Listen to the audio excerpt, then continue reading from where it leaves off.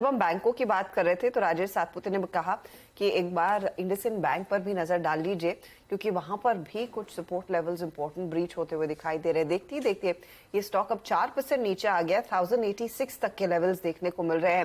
राजेश, ये अगला पड़ाव क्या रह सकता है स्टॉक के लिए इस पर्टिकुलर क्रैक के बाद? अर्षदा जी, देखिए जिस तरह से ऊपर से क्रैक हुआ है, टैंक हुआ है, मेरे हिसाब से ये जाएगा कम से कम 1050 1060 के ट्रेजेक्टरी में। हालांकि एक ही ट्रांच में ज्यादा सेलिंग हुई है तो एक पुल बैक आना बनता है करीबन 1100 1110 के हाँ बराबर 1100 के आसपास। तो मुझे लगता है इस लेवल के आसपास यानी 10-15 रुपए का पुल बैक मिले तो उसे बेचे, क्योंकि इसने एक ही झटके में इसका 100 DMR 200 DMR 50 DMR सब तोड़ दिया है। इस सबसे बड़ी बात है यहाँ पे ओपन इंटरेस्ट बढ़ा है, तो यहाँ पे शॉर्ट बिल्डअप हुआ है। तो एक नजर रखे इंडसइंड पे। सेल करना है तो स्टॉप लॉस रखे 1120 का। और जैसे मैंने कहा, पहला टारगेट होगा करीबन 1050 के ट्रेजेक्टरी में। अगर वो भी टूटता है तो प्रोबेबली और नीचे 1000 तक भी जा सकता है। तो कुछ ना कुछ तो हुआ है। मुझे लगता है यहाँ पे one needs to be very cautious. Sense कि यहाँ पर इतनी खासी अनवाइंडिंग क्यों होनी चाहिए? अचानक 1% तक का दबाव देखने को मिला है। शुरुआत इसकी इतनी खराब नहीं थी। हाँ बिल्कुल, आई थिंक टेक्निकल फैक्टर्स भी इंडसइंड बैंक पर हावी रहे हैं। मेरे ख्याल से आपको याद होगा वो नंबर्स के बाद से वो स्टॉक में एक वीकनेस रही है हर्षा, और वो 1130 1140 का एक लेवल है, वो ये क्रॉस कर नहीं पा रहा है स्टॉक।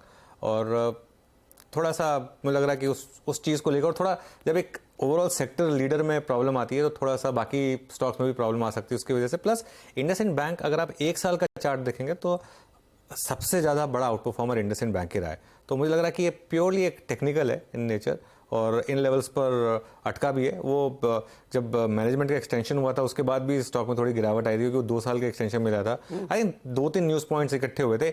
एक और न्यूज़ पॉइंट था, वो मैं मिस कर रहा हूँ, मुझे एग्जैक्टली याद नहीं आ रहा है, लेकिन ओवरऑल मुझे लग रहा है कि ये वही सब है। ये स्टॉक जो थोड़ा सा 1120 1130 इसके आसपास आके थोड़ा अटक रहा है, और ये सब टेक्निकल फैक्टर्स इसकी वजह से गिरा। कोई स्पेसिफिक इंडसइंड बैंक पर मुझे लगता नहीं कि कोई न्यूज़ है, अनलेस कोई न्यूज़ आई हो जो हमने मिस की हो। ऐसा मुझे लगता नहीं है कोई न्यूज़ है। एक बार पंकज से चेक करा लेते हैं। पंकज, कोई इंसाइट आपको दिख रहा है इस अचानक सेल ऑफ के पीछे? सेकेंड हाफ में दरअसल स्टॉक फिर फिसलने लगा है, या तो पूरे मार्केट और निफ्टी बैंक के साथ करेक्ट हो रहा है?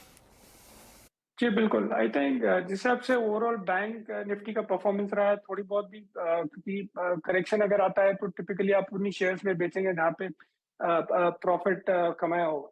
I think IndusInd bank specifically हमें अभी भी अच्छा लगता है, बिकॉज सी पीक पे इसका वैल्यूएशन करीब 1.9 टाइम एडजस्टेड बुक होता था, ये अभी करीब 1.3 1.4 टाइम है। एंड ओवरऑल नंबर्स के हिसाब से there is very little to complain even in this bank also. So fundamentally मुझे कोई ऐसा इशू लगता नहीं है बैंक में, एक्सेप्ट फॉर द फैक्ट कि प्रॉब्ली आपका माइक्रो फाइनेंस वगैरह में भी कोई बहुत बड़ा इशू नहीं नजर आता है। हालांकि अगर कुछ हो सकता है तो वहां पे होगा, otherwise in general up till now कोई ऐसा बड़ा रेड फ्लैग निकल के तो नहीं आया जिसकी वजह से मुझे चिंता होगी स्टॉक कि अच्छा देखिए, मार्केट अब इस समय एक और डाउनटेक लेता हुआ, खासतौर से बैंक निफ्टी अब 42,900 भी तोड़ दिया इसने। 42,800 निकल जाए तो ध्यान रखिएगा बैंक निफ्टी